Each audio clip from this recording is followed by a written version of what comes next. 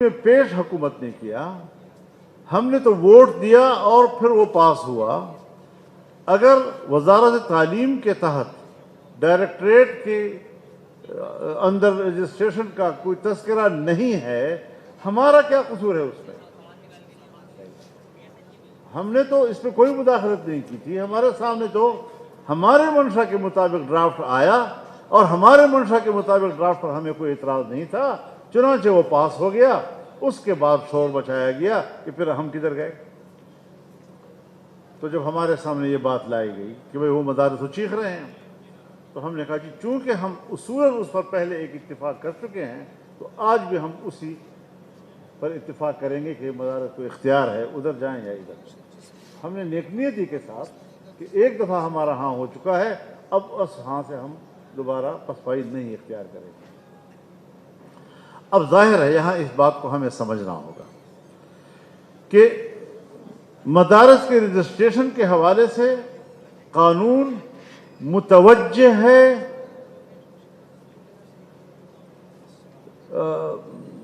یہ کیا ایکٹ ہے، سوسائٹی ایکٹ کی طرف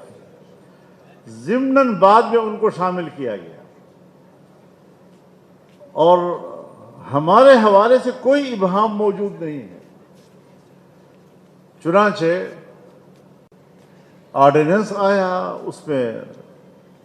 وزارت تعلیم کے ڈائریکٹریٹ کے حوالے سے شک داخل کیا گیا، اس کے بعد پارلیمنٹ کے اندر قانون سازی ہوئی اور وہ قانون پاس ہو گیا۔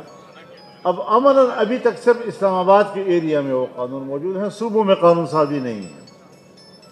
لیکن اسلام آباد میں بھی اگر کوئی مدرسہ فائل لے کر جاتا ہے ڈپٹی کمشنر کے دفتر میں اور وہ سوسائٹی ایکٹ کے تحت رجسٹریشن کے لیے کہتا ہے، تو ڈپٹی کمشنر اسے کہتا ہے کہ نہیں، آپ جائیں اور وزارت تعلیم کے تحت فائل بنا کر لائیں۔ اب یہ بہت بڑی زیادتی ہے، یہ ظلم ہے، یہ جانبداری ہے۔ اس پر ہم نے ضرور ان سے شکایت کی، اعلیٰ سطح پر ہم نے شکایت کی، اور ہم نے ان پہ یہ بھی کہا کہ اس وقت جو وزارت تعلیم کے تحت ڈائریکٹریٹ جنرل ہے، اس کا جو چیف بیٹھا ہوا ہے وہ ایک ریٹائرڈ فوجی جنرل ہے، اور وہ وہی شدت کے رویے اختیار کر کے سوسائٹی ایکٹ کے تحت رجسٹریشن کے فلسفے کو ناکام بنا رہا ہے، اور وہ اپنی ہی اجارہ داری کے لیے اس قسم کی حرکتیں کر رہا ہے۔ انہوں نے ہمیں یہ بھی کہا کہ چلو آپ بندہ دے دیں، ہم تبدیل کر لیں گے۔ حضرت سے مشورہ کیا میں نے کہ بھئی ہمارا جھگڑا فرد کے ساتھ نہیں ہے، پہلے ہمارے ساتھ نظام پہ بات کریں، اصول پہ بات کریں۔ ہم مدارس کے معاملے کو طے کرنا چاہتے ہیں، کل ایک تبدیل ہو جائے گا، پھر اور تبدیل ہوگا، پھر اور تبدیل ہوگا، اور حضرت کی رائے میں وزن تھا، اور ہم نے اسی طرح ان کو جواب دے دیا کہ ہم فرد کے حوالے سے آپ سے معاملہ نہیں کر رہے، ہمیں اصول کے تحت آپ سے باتیں کرتے ہیں۔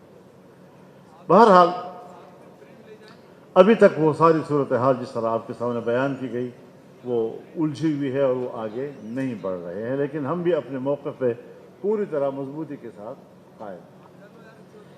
یہ تو ہوا اس وقت۔ ابھی جو اس وقت 27ویں ترمیم میں ہوا، اس میں قانون سازی کیا ہوئی کہ اس میں قانون سازی ہوتی ہے 18 سال سے کم عمر کی شادی کے حوالے سے، اور گھریلو تشدد کے حوالے سے، جنس کی تبدیلی کے حوالے سے۔ یہ تین چیزیں اس وقت سامنے آ رہی ہیں، تو تین چیزیں اس وقت سامنے آئیں۔ اس وقت ہم نے قرآن و سنت کے عین مطابق مختلف آئین کے حوالے سے ہو یا قانون کے حوالے سے قانون سازی کروائی اور ہم اس میں کامیاب ہو گئے۔ اب انہوں نے جبری طور پر 2/3 اکثریت بنا لی، ممبران کو توڑ مروڑ کر حاصل کی، اس کے سہارے انہوں نے یہ چیزیں حاصل کی جس کا تذکرہ حضرت شیخ نے آپ کے سامنے کیا ہے، اس کو دوبارہ تکرار کرنے کی ضرورت نہیں ہے، لیکن اس پر ہماری ایک جامع رائے جانی چاہیے۔ سرکار کو جس شعبے سے چاہیں، جب چاہیں، اپنی مرضی کے لوگ اکٹھے کر لیں اور اس میں وہ اپنی مرضی کی بات کر لیں، اور اپنی مرضی کی بات کی وہ تائید حاصل کر لیں، یہ کوئی مشکل بات نہیں۔ چنانچہ میں تو یہاں سے بھی ان کو پیغام دینا چاہتا ہوں کہ ملک بھر کے علماء کرام چاہے کسی بھی مکتب فکر سے تعلق رکھتے ہوں، اس کا حقیقی نمائندہ، ان کے ضمیر کا نمائندہ اجتماع یہ ہے جو آج یہاں بیٹھا ہوا ہے۔ وہ صرف مدثرہ قسم کے لوگ اکٹھے کر کے ان کی تائید لینا یہ کوئی حکمرانوں کے لیے کبھی مشکل مسئلہ نہیں رہا ہے، لہٰذا علماء کرام اس میں گئے ہیں۔ اور میں تو کم از کم ہر چیز کا کوئی مثبت پہلو نکالتا ہوں، منفی پہلو زیادہ نکالنا اچھی بات نہیں ہوتی۔ تو میں نے تو اس دن بھی کہا کہ جو نئے سٹیٹس انہوں نے لیے ہیں، ان نئے سٹیٹس کے ساتھ اپنی نئی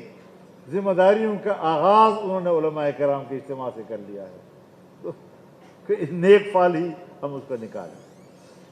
اب اس کے علاوہ حضرت، یہ جو قانون سازیاں ہوئی ہیں، ابھی حال ہی میں ایک اور قانون سازی ہوئی جس کا آپ کی خدمت میں میں ذکر کرنا چاہتا ہوں کہ اقلیتی کمیشن کا قیام۔ اب اقلیتی کمیشن یا اقلیتوں کے حقوق کے حوالے سے اگر آپ کچھ کرنا چاہتے ہیں، ہمیں ان کے حقوق پر تو کوئی جھگڑا نہیں ہے، لیکن ان کے حقوق کے نام پر جو قانون سازی کی گئی، اس قانون سازی کے اندر ایک شق نمبر 35 ڈالی گئی۔ اس شق نمبر 35 میں اس کمیشن کے تحت جو قوانین ہیں ان کو تمام قوانین پر بالادستی حاصل ہوگی۔ اب یہ چیز ہم نے پکڑ لی کہ بھئی یہ تو آپ جو کہہ رہے ہیں کہ تمام قوانین پر بالادستی ہوگی، کل آپ ملک 5-6 ہزار قوانین ہیں، کسی بھی قانون کے مطابق کوئی فیصلہ دیتا ہے، آپ کورٹ پہ جائیں گے کہ چونکہ اس قانون کے تحت فیصلہ وہ اقلیتی کمیشن کے فلانے قانون سے متصادم ہے، لہذا اس کو بالادستی حاصل ہے، تو کل قادیانی بھی اٹھیں گے اور سن 74 میں جو قوانین بنے تھے قادیانیت کے حوالے سے، وہ بھی کہیں گے کہ ہمارے جو قوانین ہیں وہ آپ کے فلانے کمیشن کے قانون سے متصادم ہیں، لہذا ہم اس کا فائدہ اٹھانا چاہیں گے اور اس قانون کو چھوڑ دو، ختم کر دو۔ اب یہ چیزیں جب ہم نے محسوس کی، اب ساری رات تک ہمیں ایجنڈا نہیں ملا، مشترکہ اجلاس کی صبح میں ہمیں ایجنڈا ملا، اور وہ بھی جب میں نے اپنے ایک سینیٹر کا عمران مرتضیٰ سے معلوم کیا تو انہوں نے کہا جی یہ آیا ہے لیکن اس میں ایک چیز بڑی خطرناک آ رہی ہے۔ میں ٹھیک 11 بجے یا 11:15 بجے تک پہنچ گیا، اجلاس کی بسم اللہ سے میں فوراً ایوان میں پہنچ گیا اور ہم نے اس خرابی کی نشاندہی کی اور انہوں نے ان سے کہا کہ بھئی اس کے اندر جو زہر چھپا ہوا ہے اس کا کل جو ملک بھر میں استحصال کیا جائے گا، اور خاص طور پر قادیانی طبقہ جو ختم نبوت کے حوالے سے اس کا ناجائز فائدہ اٹھانے کی کوشش کریں گے، یہ آپ کیا کر رہے ہیں؟